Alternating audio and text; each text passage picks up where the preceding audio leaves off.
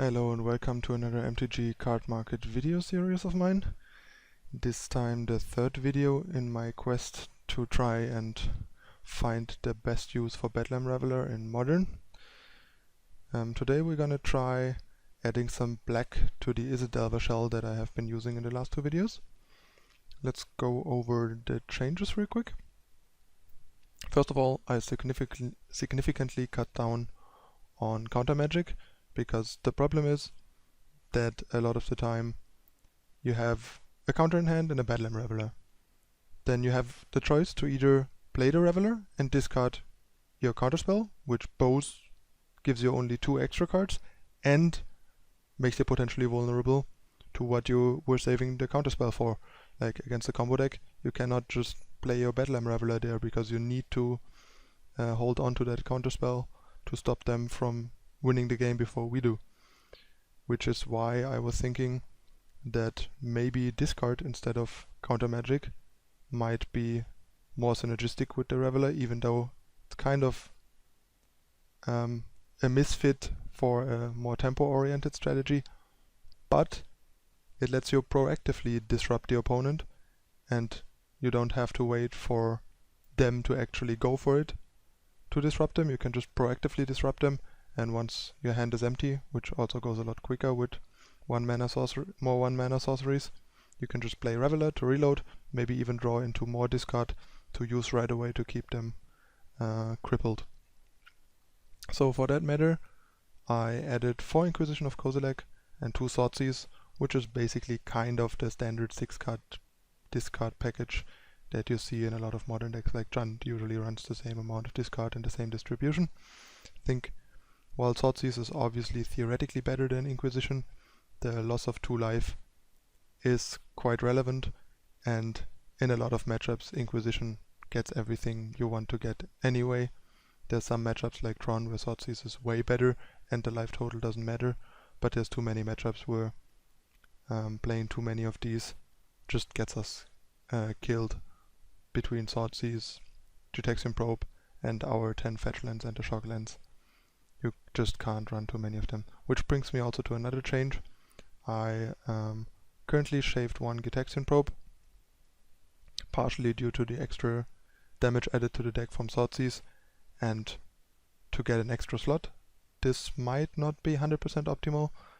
It is possible that I still want the 4th Gitaxian Probe, but right now I went down to 3 Probe to allow me to play 3 Snapcaster Mages, because as you can see, I cut the Monastery Swift Spears to accommodate for the changes and also not have too many creatures. Currently we have 14 creatures, 4 Delver Secrets, 3 Snapcaster Mage, 4 Thing in the Eyes, and 3 Bedlam Reveler. So we basically cut 4 Swift Spears to add the 3rd Reveler, the 3rd Snapcaster, and also some more spells. I also replaced Vapor Snag with Terminate, and since we are a little less aggressive and a bit more into trading and aggro controlling, I decided to add a 3rd removal, and I think 1 Dreadbore is probably better than the 3rd Terminate, especially because there is Nahiri.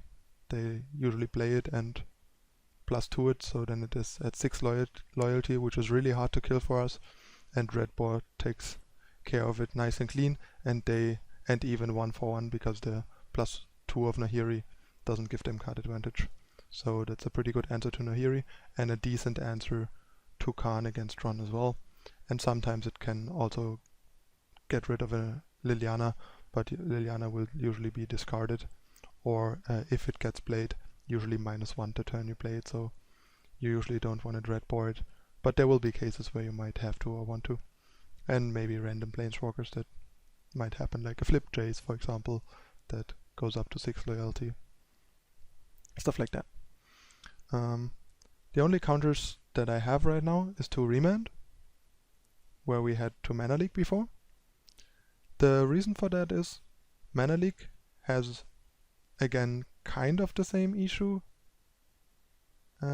with Reveler as the other counters that I mentioned, while Remand can just be used as like more of a tempo play, while also drawing us deeper into our deck, making Reveler cheaper and making it easier to flip Thing in the Eyes, and also work late in the game when Mana Leak might not work anymore, which is why I want to try Remand here. Plus we can remand something, planning to Snapcaster Swordseize it the turn after, for example, which we couldn't in the other deck. It is still possible that Mana Leak, or even probably if Deprive would be better, although Deprive gets a little worse in the main deck with the third color because we have one more land that doesn't produce blue. But in the past, even with that mana base, I usually had a good enough experience with Deprive to be happy with it.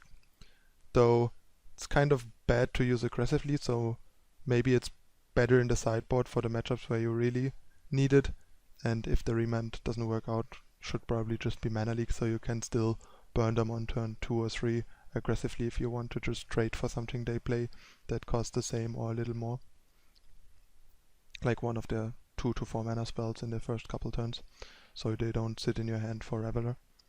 Still have the Forked Bolts, because I think they are pretty nice in the format still. And yeah, the mana base is pretty straightforward. We have 10 fetch lands, cut 1 Steam Vents for a Watery Grave, cut 2 basic islands for Darksleek Shores, which after a certain point is basically better than a basic island in a deck like this,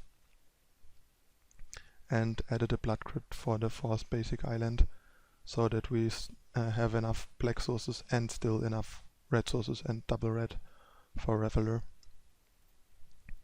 The sideboard didn't really change much, since I don't think there's anything black that you would want in the sideboard, at least not right now. Like one Vampiric Link could be a decent card against Burn, to cast it on their Eidolon and just let the Eidolon win the game for us, basically. You can even let it run into a Thing in the Eyes without killing it, so they basically have to kill their own Eidolon and give us like 2 life in the process and waste one of their hand cards. So they basically, Vampiric Link basically is like a 2-for-1 that gains you 2 life at least and deals them 2 damage or even more, which is kind of the swing that you might need to win the game. Since we got weaker against Tron with the discard, because Inquisition is so bad against Tron, I decided to add 2 Molten Rain to try and help there a bit, because Tron is reasonably popular online.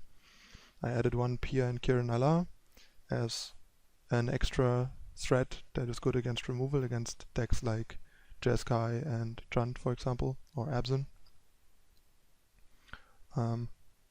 Since we only have the 3 Snapcaster mages, and using them is not that important against